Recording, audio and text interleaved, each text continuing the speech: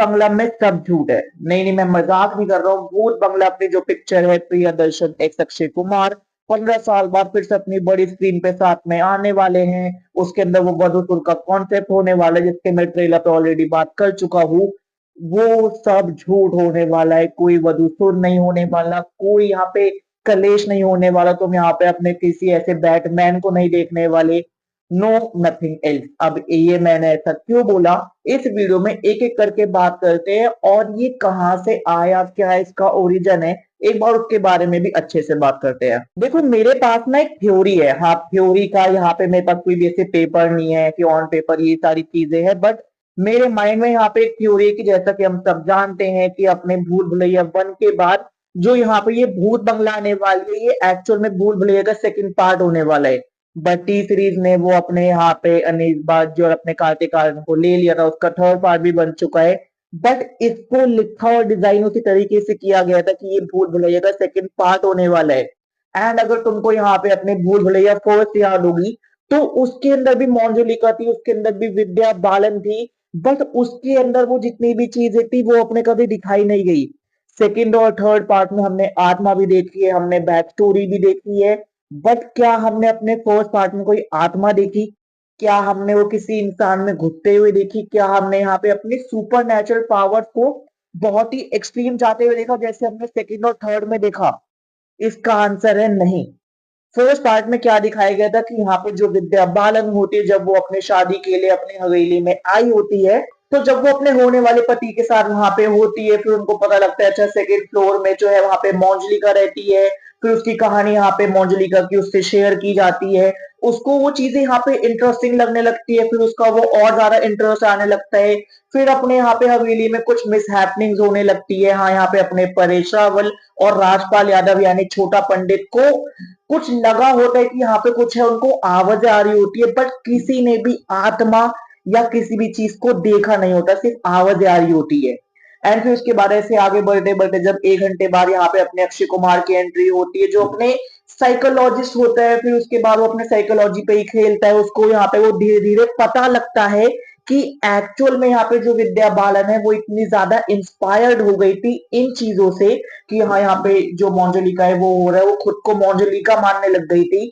तो उसके माइंड ने वो मोंजलिका वाला यहाँ पे अपने डोपामिन किया रिलीज, जिसकी वजह से ऐसा हुआ। एंड फिर उसके बाद बिल्कुल एंड में दिखाया गया कि अपने यहाँ पे जो जोशी आ रखे हैं वो सारी चीजें वही कर रहे हैं जिससे यहाँ पे मोंजलिका मर जाए।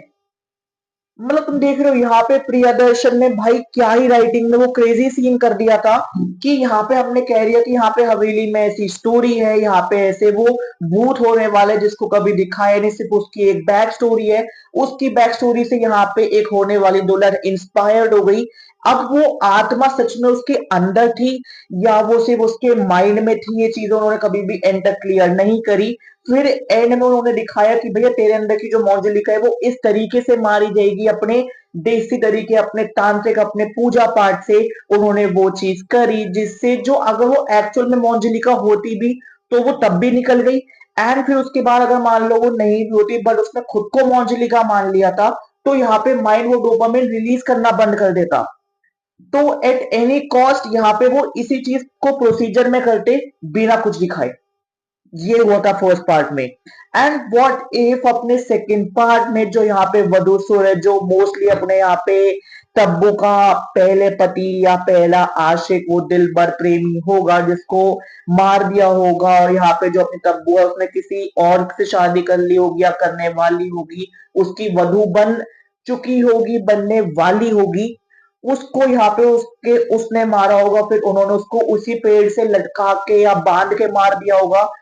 अब वो चीजें फिर आगे कैसे वर्क करी, क्या हो सकता है? तो मेरे हिसाब से वो एक इंसान है और उसका यहाँ पे धंधा बहुत ज्यादा अच्छा चल रहा है कि भाई हवेली में कोई नहीं आ रहा, या वो चाहता है कि हवेली में कभी कुछ ना हो, ना हवेली चले, ना हवेली बिके, ना इस पूरे गांव में किसी की शादी। तो ये पूरी गैंग ऐसा कुछ कर रही है। बिकॉज एक जो अपने ट्रेलर के एंड में शॉट आता है, जब यहाँ पे जो वधूसुरा जब वो अपने पास आ रहा होता है यहाँ पे अक्षय कुमार के, तो उसके हाथ ना बहुत ज्यादा नेचुरल दिखते हैं। हाँ, तुम कह सकते हो कि ये वीएफएक्स की गलती है, बट जब हमने अपने टीजर या फिर ट्रेलर के स्टार्टिंग में शॉट्स देखा था, तो उसमें वो वीएफएक्स हाथ में कंसिस्टेंट थे। तो यहाँ पे वो वीएफएक्स आर्टिस्ट ये गलती तो नहीं कर सकते यहाँ पे।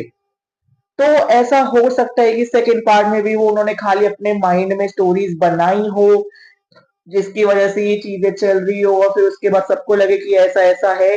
बट जैसे जैसे यहाँ पे अपने वामिका और फिर उसके बाद अक्षय कुमार आगे चीजें बढ़ती रहेगी, तो सारी चीजें यहाँ पे अनफोल्ड होती रहेगी, फिर एंड में पता लगे बूम, ये तो कभी हुआ ही नहीं था। वधूसुर था, बट वो वधूसुर इसलिए था क्योंकि उसने सारी वधुओं को उस टाइम पे मार दिया था, और वो अब वाली वधुओं को मार रहा है क्योंकि उस टाइम पे जो वो था, हो सकता है उसकी कोई और भी बीवी हो या उसका कोई खानदान में कोई और हो, उसकी पीढ़ी चलती आ रही हो और वो अपने उसका बदला ले रहे हो, और पेड़ के अंदर ही वो लोग रहते हो, पेड़ के अंदर उन्होंने अपनी सारी चीजें हाइड कर रखी हो।